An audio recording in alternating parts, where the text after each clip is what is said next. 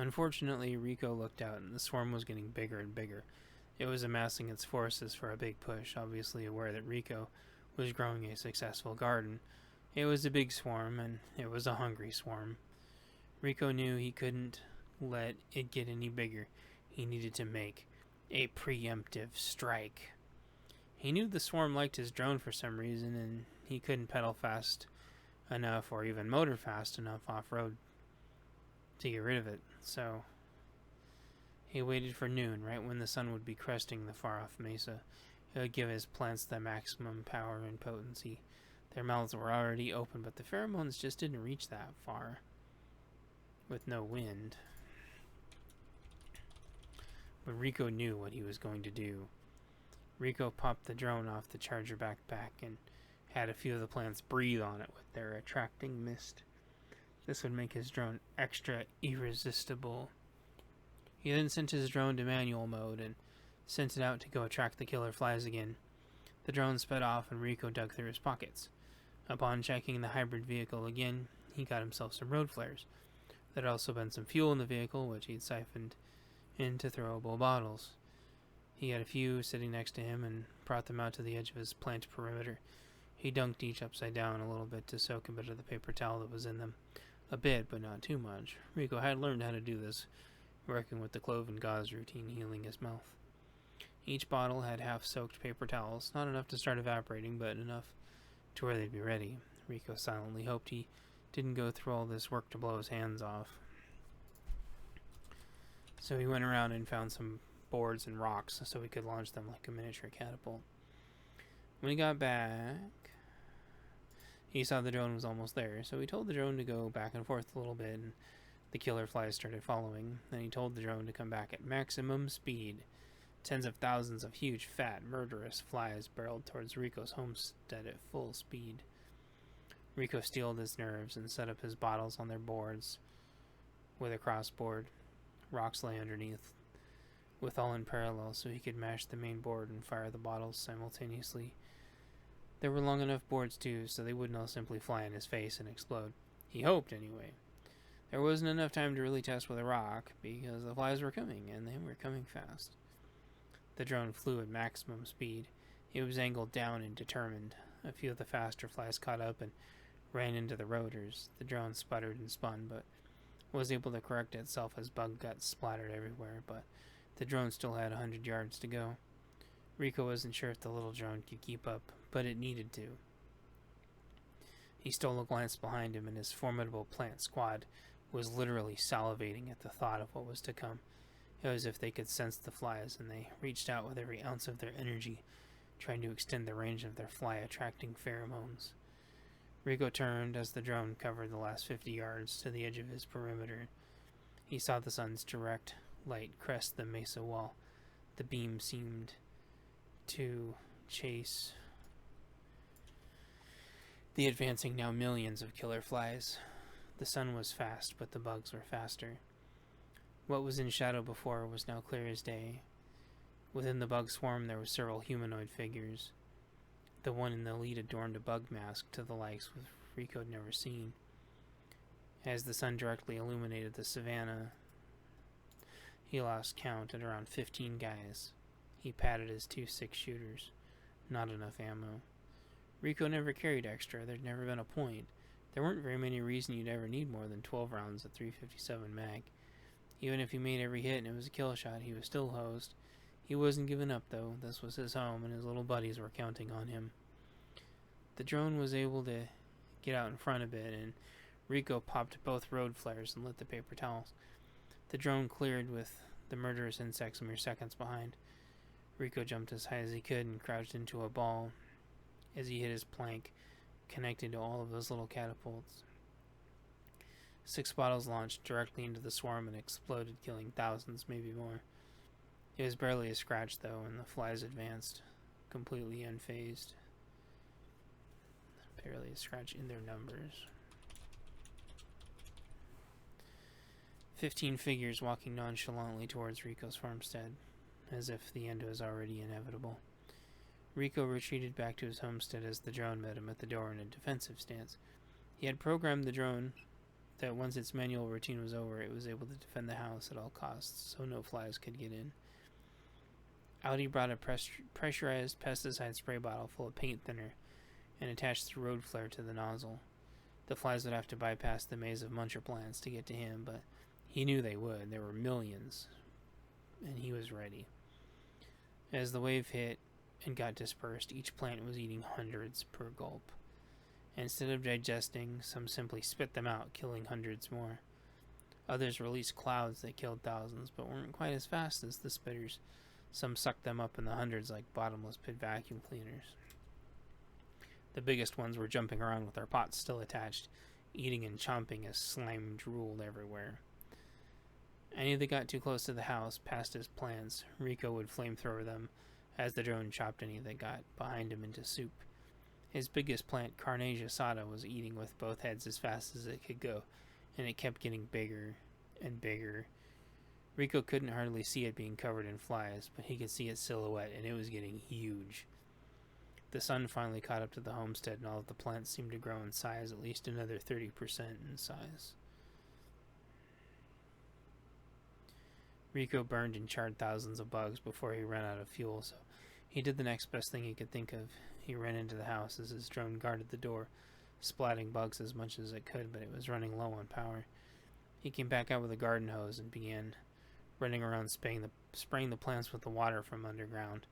Rico got stung when he ran out into the garden to water his plants, but there was no choice. His arm blistered but didn't get inflamed. Most of the flies were attracted to the plants, to their doom. Rico watered as many as his hose would reach, finally getting to Carnegie Asada, which was covered in flies. He sprayed water in, hoping to give his favorite plant some relief, only to hear a roar.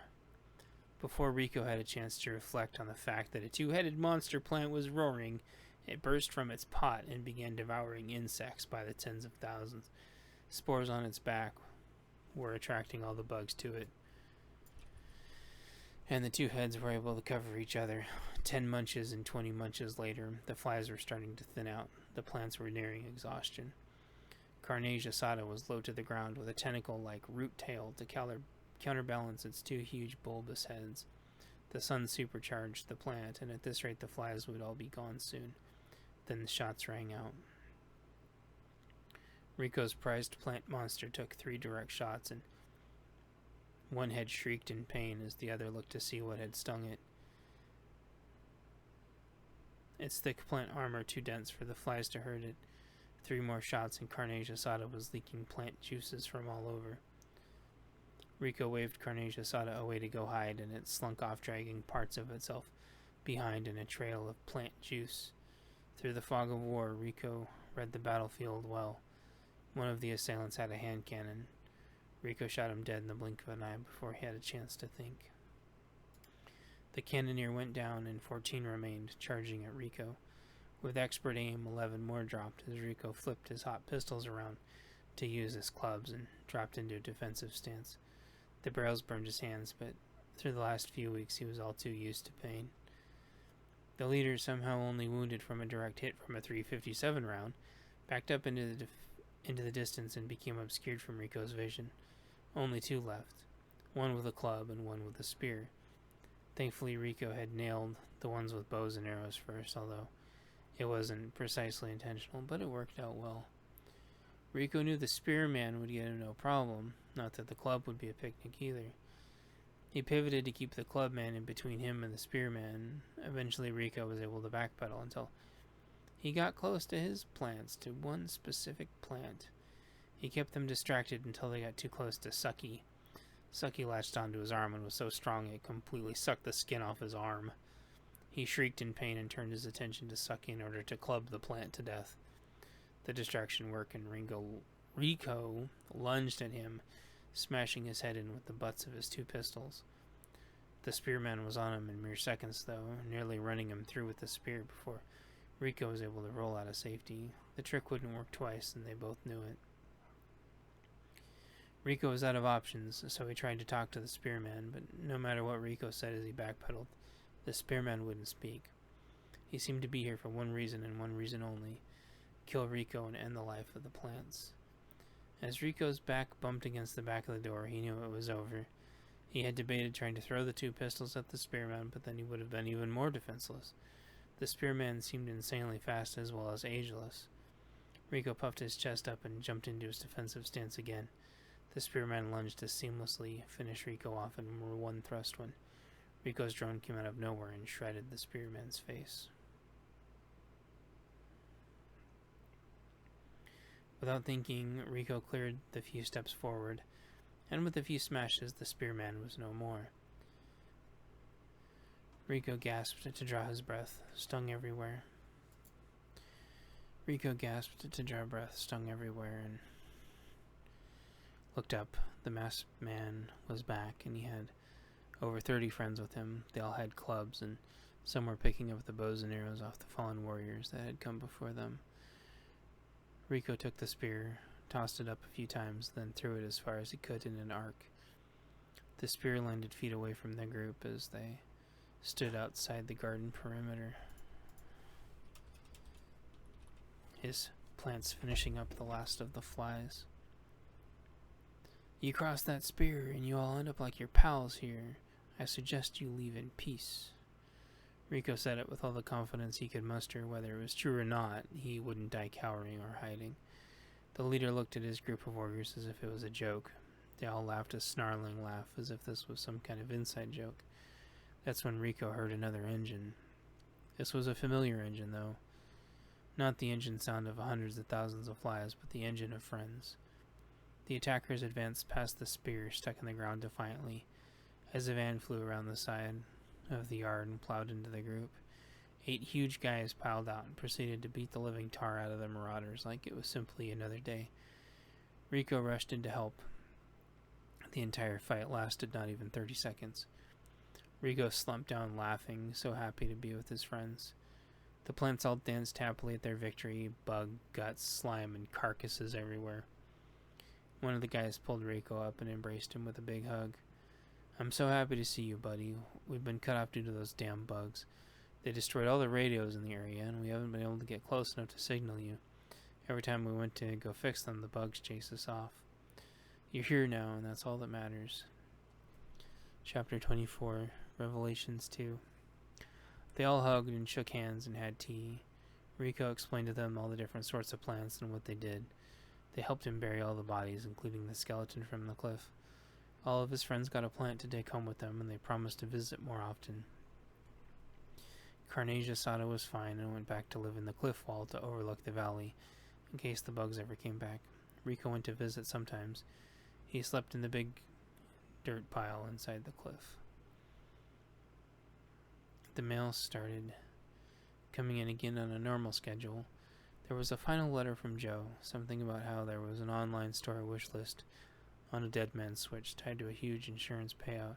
If Joe was ever to die, whoever inherited the homestead would have everything Joe always wanted to get the place going again.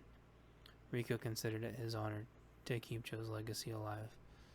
The note came with a huge turbine and all kinds of other homesteading equipment to keep Rico taken care of for a long time. Rico's favorite was reloading equipment and tons of material to make more 357 ammo. Rico's head stopped hurting and he stopped trying to figure out the past and was able to focus on the future. The animals eventually came back along with the plants, and it was a prosperous valley once again. Rico's friends never talked to him about the truck crash, and he lived unhappily until the end of days with his drone and plants. And that is the end of book 14.